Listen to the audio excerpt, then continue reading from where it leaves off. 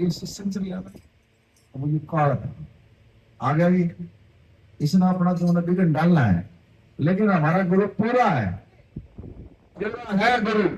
अब एक भी बूंद नहीं जो है ना आने देगा यहाँ देख लीजिए चाहिए कितनी देर सत्संग चली हो, एक बूंद भी नहीं आने देगा, रोक दिया उसको।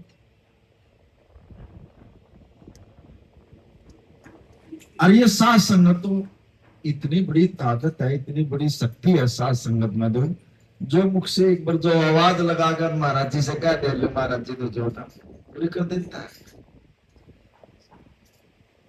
अब ये जो बच्ची जो कीर्तन कर रही थी बड़े ध्यान से सुनना, मैंने बोला ये जरूर बोलिया।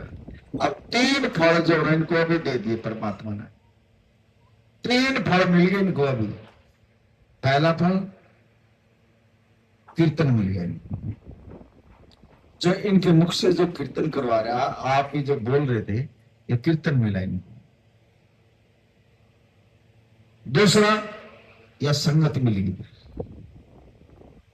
तीसरा यह गुरु मिलेगा। फिर 3 फल अब मंदिर में जाओगे ना वहां भी नहीं मिलेंगे। और इसने थोड़ी देर में जो है ना 3 फलों का जो है ना आपको जो ना दे दिया, ले मेरी बच्ची आपने कीर्तन करा फल है। आपको नहीं पता, जब संत देता है ना आपको पता नहीं लगता, बाद में पता लगेगा आपको। जो ये नाम की महिमा आपने करी है, अरे भाग्यवान आत्मा हुआ, एक एक रूह ऐसी बैठी है यार,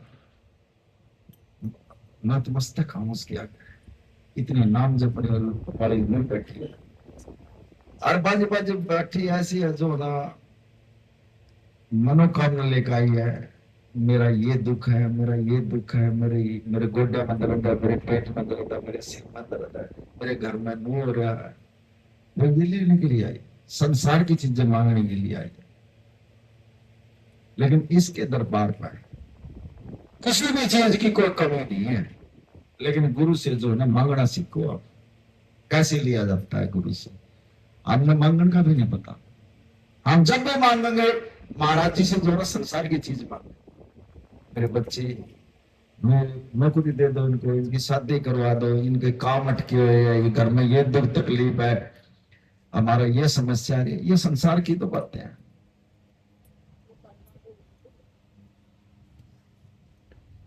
अतः परमात्मा को मांग लो तो ये दात फिर जो ना अपने आप आ जाएगी, सारी की सारी बिन मांगे सारी की सारी आओगी। जहां परमात्मा आ गया वहां पर दात मांगने की जरूरत ही नहीं है। सर परे न करते भाई, बंद करते, ये तो परमात्मा ने बती रही, बड़ा बढ़िया मौसम कर दिया गुरु महाराज जी ने। ये सब गुरु की कृपा है, मेहर है इसकी।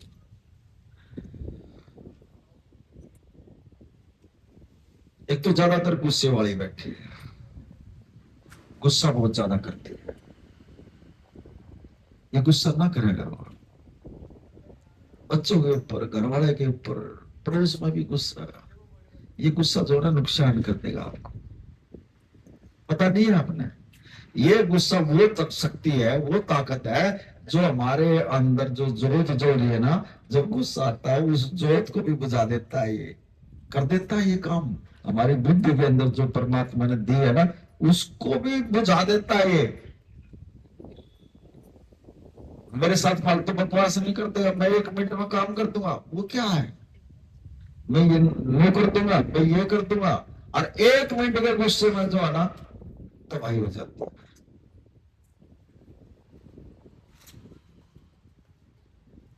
ये सबसे खतरनाक चीज है घर में। इसको अगर कंट्रोल कर गया और जहां शांति आ गई तो ये समझ लियो परमात्मा का इशारा है, पहले पहले सीढ़ी है। लेकिन ये शांति नहीं आती, ये शांति कहाँ आएगी, गुरु की संगत में, और गुरु के सत्संग में आने से जो ना ज्ञान होता आदमी को। और इस संगत में ही आने से जो है ना जो 83,93,99,999 जुनी भुगत कर आपने यह मनुष्य जुनी मिली है। और इस मनुष्य जुनी में भी आकर जो है ना आप इस संसार में, इस मोह जाल में और इसमें पड़ के फिर परमात्मा ने फिर भूल गया। फिर उन बच्चों के उसमें पड़ गए, घर वालों के में पड़ गए, नौकरियां के में पड़ गए, पैसे की लालच है। अरे जिसके पास गुरु है, मंगो गुरु से। एक बार कहने की जरूरत है, महाराज जी मुझे इस चीज की जरूरत है, ऑटोमेटिक ही दे देगा आपको। लेकिन अपने भी कुछ कमाई होनी चाहिए वहां पर। हम गुरु से तो मांग रहे हैं और कमाई है नहीं, बैलेंस है नहीं, अकाउंट बिल्कुल खाली है, तो कौन दे देगा भाई? अगर बाजार में चीज लेने जाओगे और आपके अकाउंट में बैलेंस नहीं है तो क्या आपको चीज मिल जाएगी? नहीं मिलेगी। एक आदमी मर्डर कर मागजों के पास आया, कहने लगा सीधा, महाराज जी मैं खून करके आया और मेरी 7 साल की सजा हो गई है और मुझे महाराज जी बाहर निकाल दो, मैं बहुत परेशान हूं। अब महाराज जी ने जो है ना उसकी बात सुनकर आंख बंद कर अंतर ध्यान होकर उसको 2 मिनट आंख बंद कर उसको फिर समझाया, 7 साल की सजा तेरे अखांच, और मैं जो है ना परमात्मा के साथ जुड़ना चाहता हूं।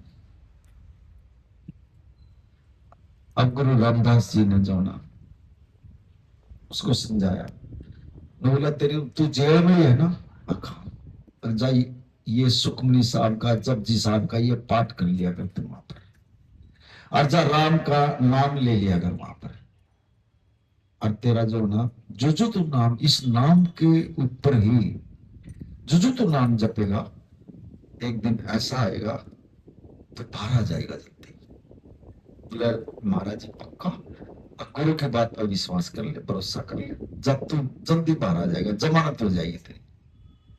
अब उसने जो ना ऐसे ही किया, जेल के अंदर जो बैठ गए, और जब वो पहले 2-2:30 बजे उठ के पाठ करता, फिर वो नाम जपता जो गुरु ने बताया है। तीसरे चौथे महीने में जो ना उसकी जमानत हो गई। गुरु ने उसका जो कर्म था, देखो उसने पाप तो किया है, एक आदमी की हत्या करी है,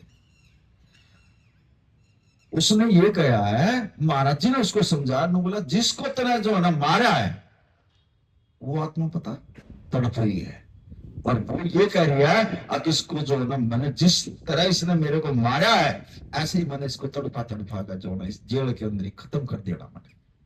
अब महाराज जी तो अंतर्यामी थे, उस आत्मा तक पहुंच गए महाराज जी, जो आत्मा उसने मारी थी, और उस आत्मा से मिले, उसकी भावना और उसके विचार ले गए, और जब उसको समझाना बोला वो आत्मा इतनी तड़प रही है, इतनी तड़पा इतना मारी है, तो उस आत्मा का जो संदेश है मैं वो तेरे को बता रहा हूं, उस आत्मा से माफी मांग ले जा, जब तक वो आत्मा तेरे को माफ नहीं करेगी जब तक तू जेल से बाहर नहीं निकल सकता। अब बोला जो सुमिरन करे, नाम जप है, देखो कर्म कैसे कटते हैं। हम तो ठाकुर मंदिर में जोत जलाया, प्रसाद बांटा हुआ, लेकिन हमको नहीं पता हमारे कर्म जो हमने करे हैं वो कैसे कटेंगे। अब गुरु समझा रहा है इस बात को, नो बोला जो सुमिरन करे, जो नाम जप है उसके नाम से जपना, उसका नाम लेकर जपना। मैं हे गुरु महाराज आपने मेरे को ये बताया और मेरे से गलती होगी, मैं उसके नाम से ये जाप कर रहा हूं, और ऐसी कृपा कर दो मेरा ये कर्म काट, जो आत्मा मर चुकी थी उसके नाम से। अब डेली की डेली जो है ना वो उसके नाम से सुमिरन कर रहा, महीने में उस आत्मा को जो है ना मानना पड़ा, आई वो आत्मा उसके पास, कह लगे तूने जो ना इतना सुमिरन कर दिया, इतना सुमिरन कर दिया, इतना भजन कर दिया, इतने पाठ कर दिए, अब मैंने भी जो है ना तेरे पास आना पड़ेगा, जा तेरे को माफ कर दिया। अब उसने इतनी बात कहने दे तो उसी दिन उसकी जमानत होगी। ऐसे कर्म करते हैं, ये कोई बड़ी बात नहीं है। अगर आपके अंदर ये अब ये जो दुख आ रहा है, कुछ आत्माएं दुखी बैठी हैं, बैठी है, वो क्यों आ रहे हैं? क्यों आ रहे हैं वो दुख आपको? क्योंकि आपके कर्म वो सामने आ चुके, अगर कर्म आपके सामने नहीं आएंगे तो दुख नहीं आऊंगा। अगर प्रेम और भरोसा परमात्मा पर होगा तो ये कर्म सामने नहीं आएंगे, और कर्म सामने आ गए तो दुख आएगा। और जो जो हम गुरु से दुख दूर रहेंगे तो ऑटोमेटिकली जो है ना, हम दुखों में, हम जो है ना बीमारियों में जो है ना हम उलझते चले जाएंगे, दवाई भी नहीं लगेगी हमारे। बताओ कि आप इतनी चीजों को मान रहे हो, कभी कहीं जा रहे हो, कभी कहीं जा रहे हो, क्या कोई आपकी सहायता कर रहा है? आपका दवाई लग रही है फिर भी डॉक्टर के जा रहे हो, फिर भी आपके घर में कला कलेश है, फिर भी आपके बच्चे नहीं आपका कहना मान रहे हैं। जिस चीज को आप मानते हो, सुबह नहा धोकर मंदिर में जाते हो, वो कर रहे हैं आपकी मदद। लेकिन गुरु एक ऐसी शक्ति है जो घर बैठे जाप करने से, उसका सुमिरन करने से घर बैठे आपके काम कर देगा। वो फल मिलेगा उसका, जो आप मंदिरों में जा रहे हो फल तो मिलेगा, लेकिन इतना नहीं मिलेगा जो कि गुरु का नाम लेकर, आप गुरु का नाम लेकर जो है ना किसी देवता पर चले जाओ, ऑटोमेटिक काम हो जाएगा। वो जाओ, हमारे महाराज जी किसी को ये नहीं कहते भाई किसी के पास मत जाओ, जाओ, शक्ति है हमें, देवता है हमें, लेकिन गुरु को पहले मान लो। करता करे न कर सके, गुरु करे ऐसे हुआ है। और तीन लोग नौखंड में गुरु से बड़ा नहीं कोई, इस गुरु से बड़ा जो है ना है नहीं कोई भी। ये हमारा भूल है, और इस गुरु का नाम लेकर भी हम दर दर की ठोकर खा रहे। गुरु पर भरोसा नहीं हमने, हम कभी किसी मुल्ला के पास जा रहे हैं, कभी किसी भगत के पास जा रहे हैं, पैसे दे रहे हैं, दुकान खुल रही है और जेब कटवा गए 10-10 20-20 हजार रुपए देगा, और फिर आ जाएंगे और वो कह देगा जा 1 महीने में तो ठीक हो जाएगी, फिर होना जाना कुछ नहीं, पैसे देगा आ जाएंगे। लेकिन ये एक सच्चा दरबार है, यहाँ किसी से कोई पैसा नहीं लिया जाता, यहाँ तो गुरु का आशीर्वाद ही होता है। जो मुख से लेकर गया जा कर दिया तेरा बेड़ा पार। अगर आपकी 84,83,99,999 जुनियों का जो आपके ऊपर बोझ है ना, अगर ये चाहे तो सुपने में भी आपके सारे कर्म काट देगा, ये आपके अंदर पड़े वो सारे लिखे होगी। आराम सत्संग में आयो, इस संगत में बैठने से क्या है, ये कर्म ही तो कट रहे हैं आपके। अब ये आत्माएं जो आई है इतने अच्छे कर्मों वाले हैं, अगर इनका काम बिगड़ भी रहा होगा ना, और सत्संग में आगे आप बैठ गए, अरे आप जाओगे ऑटोमेटिक काम मिलेंगे आप, और घर में सुख शांति मिलेगी। क्योंकि ये जो देवता है उसको साथ लेकर जाओ, यहां जब मत्था टेको ना, ये परमात्मा मेरे साथ चलो, आप मेरे साथ चलो गुरु महाराज जी। और जब घर जाओ, महाराज जी आपका घर है, आप विराजमान हो इसके अंदर, इसको बिठा दो, और आप मुखिया ना बनो। मैंने आप ये भी कह देते हो मैंने जो ना इतनी मेहनत करके आपको पढ़ाया लिखाया, अरे तुम क्या कर सकते हो, ये परमात्मा का दिया हुआ है, और परमात्मा ने तुम्हारे को दिया है, और बच्चे दिया है तुम्हारे को, जब तो तुम न कर दिया। हम कुछ करने के लायक नहीं है, हम तो बोल भी नहीं निकल सकता हमारा। कभी आपने अपने शरीर को धन्यवाद दिया है? दिया है? अरे इस शरीर को भी जो ना कभी बोल दिया करो, एक गुरु महाराज ये आपने जो शरीर दिया ना, मैं इसका भी धन्यवाद करते हूँ, ये मुझे सारा दिन काम में जो ना मेरी मदद करता है और मुझे थकन नहीं देता, ये इसका मेरे सिर पर हाथ रख, आपने ऐसे सिर पर हाथ रखा है, ऐसे बोला करो इसको, मैं आपको भी धन्यवाद देती हूँ, धन्यवाद देता हूँ।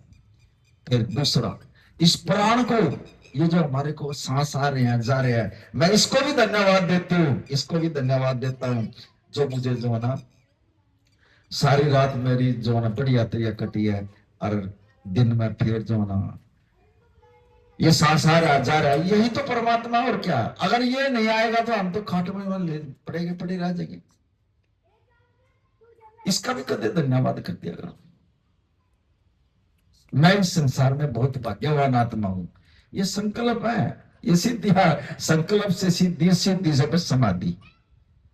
आप बैठोगे फिर नाम में बैठोगे ना, आपके अंदर जो जा रहा चल रहा, जो जो आप बैठोगे नाम के ऊपर, तो आप ना थोड़ा जो ना आप में नाम में ध्यान नहीं लगेगा आपका, क्योंकि आपके अंदर जो ना विकार पड़े हैं। और जब जो आप नाम नाम जपोगे तो वो बाहर आएंगे। जैसे एक गिलास है, जल का गिलास है एक, और वो भरा हुआ है पानी का। अगर उसमें आप और जल डालोगे तो क्या होगा? वो जो पहला पानी है वो बाहर आएगा, ऊपर से ऐसे प्रेशर पड़ेगा तो वो पानी बाहर आएगा। वो जो पहले वाला है, जो ऐसा पानी है, वो बाहर आएगा और वो पानी चला जाएगा। ऐसे हमारे अंदर जो पहले के जो कर्म पड़े हैं, जो जो हम नाम जपेंगे पहले, वो हमारे अंदर आएंगे। हम नाम पे बैठेंगे, हमारे अंदर कुछ कुछ बातें आएंगी, कुछ विचार ऐसे आएंगे, छोड़ क्या दरिया नाम में, कुछ नहीं दरिया, गंदे विचार आ जाएंगे हमारे के। ऐसी ऐसी चीजें आएंगी आपके सामने, लेकिन आपने जो ना दृढ़ निश्चय करके बैठना है तो बैठना ही है। जब वो आप जो जो नाम जपते चले जाओगे तो आपका जो ना अंदर से साफ होता चला जाएगा। और जब आप अंदर से साफ हो जाओगे, जब ही तो उस बर्तन में कुछ डाल लेंगे। ये बता, कुछ आत्माएं ऐसी बैठी है जो बर्तन में डालने के लायक है, और जब बर्तन ही साफ नहीं है तो गुरु क्यों डालेगा उसमें? भाई क्या डालेगा उसमें बर्तन में, बताओ। ये आप आओगे, आप तो संसार की चीजें लिए बैठे हो। मुझे ये दुख है, मुझे ये परेशानी है, मेरे घर में ये परेशानी है, ये क्या है? और जिसका बर्तन साफ है ना, वो यही बोलेगा, कुछ नहीं चाहिए महाराज जी, आप चाहिए सिर्फ, वो बर्तन साफ है। और महाराज जी जो है ना, जी में आएगा, वो चाहे प्रसाद के जरिए से, चाहे क्या के जरिए से जो है ना आपके बर्तन में डाल देगा। आपका बर्तन साफ है और आपको पता नहीं, वो उस प्रसाद के जरिए से पता नहीं क्या दे रहा आपको। आए तो सारे हैं, लेकिन लेगा कोई कोई क्या होगा? बैठे जरूर है, लेकिन परमात्मा के नाम के साथ जुड़ तो बहुत ही कम रहे हैं।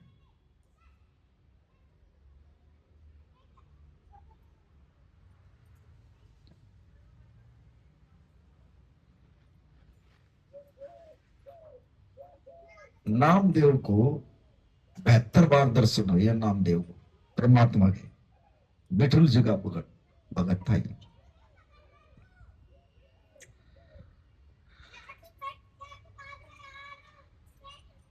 सिकंदर दिल्ली का जो राजा था, इसने पता लग गया अगर नामदेव भगत जो है ना आया हुआ है, और ये इतनी संगत को ले रहा है, और ये इसकी परमात्मा के साथ चलती है, और इसने जो है ना इतनी बार दर्शन कर लिए। तो सिकंदर के जो सेवादार थे, उन्होंने बता दिया सिकंदर को जाकर कि नामदेव जी भगत जो है ना वो आए हुए हैं, और वो बहुत ही ऊंची सूची ताकत है। बोला लिया उसको बुला के। जब उसको बुलाया गया, मैं बोला तू परमात्मा का भगत है? हाँ हाँ, मैं परमात्मा का भगत हूँ। तुझे दर्शन होते हैं? हाँ मेरे को दर्शन होते हैं। मैं बोला जब तेरे पास परमात्मा आता है तो ये जो गऊ मरी हुई है, क्या तू इसको जिंदा कर देगा? बोला ऐसे कैसे हो जाएगा? आपने तो जो ना मेरे ऊपर सवाल खड़ा कर दिया। इस गौ को, मरी हुई को जिंदा कर देगा क्या? बोला मैं कुछ नहीं कर सकता, करेगा मेरा विठल जी करेगा। इतना विश्वास था उसको। मैं बोला इसको जिंदा कर दे। अब उसने क्या किया, एक जल का गिलास लेकर और विठल जी से अरदास लगाई, ए विठल महाराज जी आज मेरा पेपर है और आपने मेरी लाज रखनी है। देखो कैसे लिया जाता है गुरु से। यहाँ गुरु महाराज जी समझा रहे हैं, डायरेक्ट नहीं मांग रहा वो, डायरेक्ट ठीक नहीं करेगा उसको।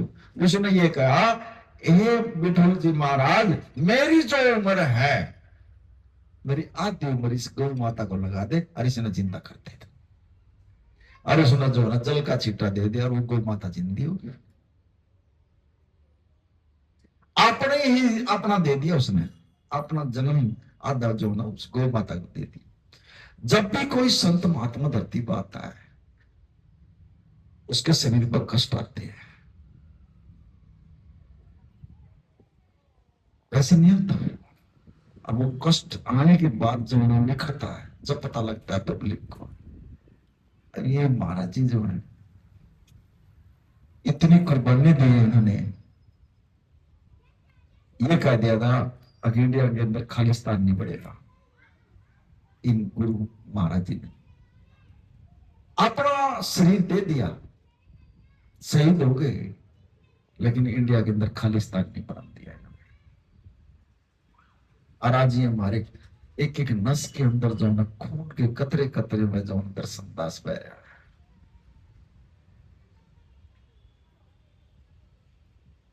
फिर इसको अहंकार हो गया नामदेव को।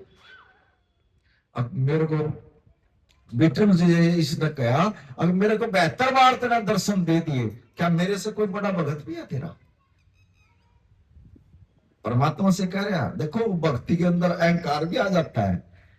ये हमने इस स्टेज पर जाने के बाद जब ऊपर से आदमी पड़ता ना, वो बचता भी नहीं, फिर नीचे से पड़ा हो तो फिर भी समझ जाएगा।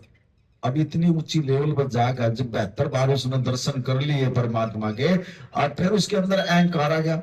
ये कह रहा कि मेरे से अच्छा भी कोई भगत है तेरे पास? हक है, रंका मंगा, जाओ उसके घर जाओ और जा देख। जब वो रंका मंगा के घर गया तो वो कहीं पड़ोस में जा रहा था, और उसकी लड़की थी 15-16 साल की।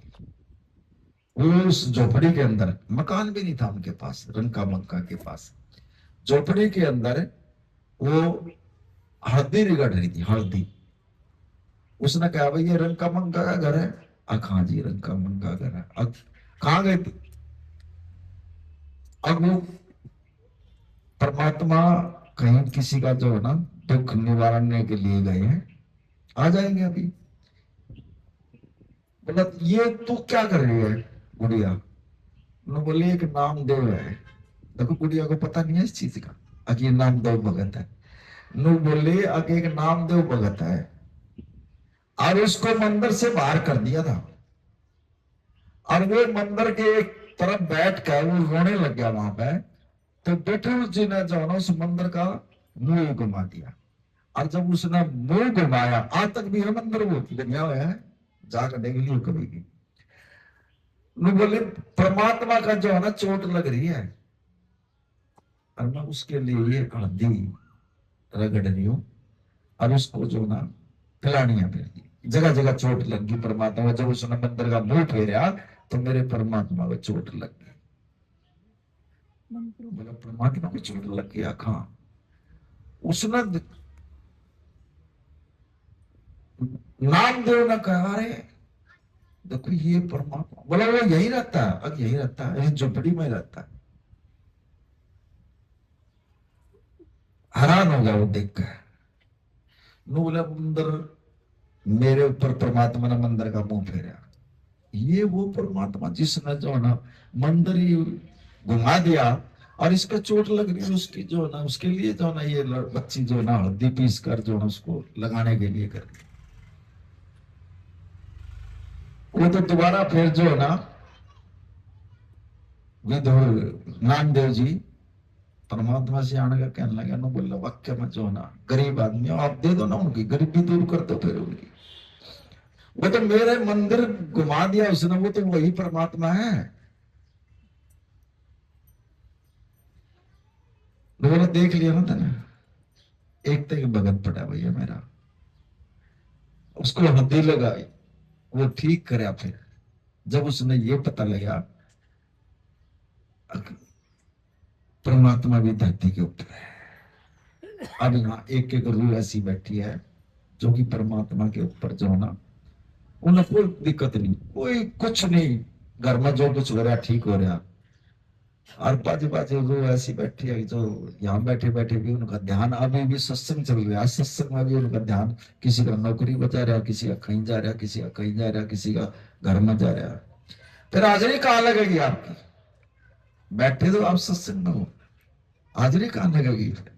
जब हाजिरी वहां लगेगी तो फिर यहां से क्या लेकर जाओगे? अगर आप रोटी खा रहे हो तो आपका ध्यान उसी में होना चाहिए। अगर आप सत्संग में बैठे हो तो आप इस मन को जो है ना घोर गेट का जो है ना यही ले आओ, इसको बाहर मत भाजन दो, जब भी आपकी हाजिरी लगेगी। बैठे यहाँ, ध्यान आपका और कड़ी है।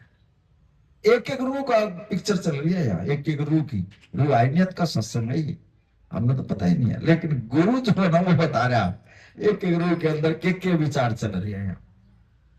लेकिन भरोसा रखियो, यकीन करियो और मांग लियो गुरु से, आज आपकी झोली भर कर भेजेगा ये, खाली नहीं जाओगे यहां से।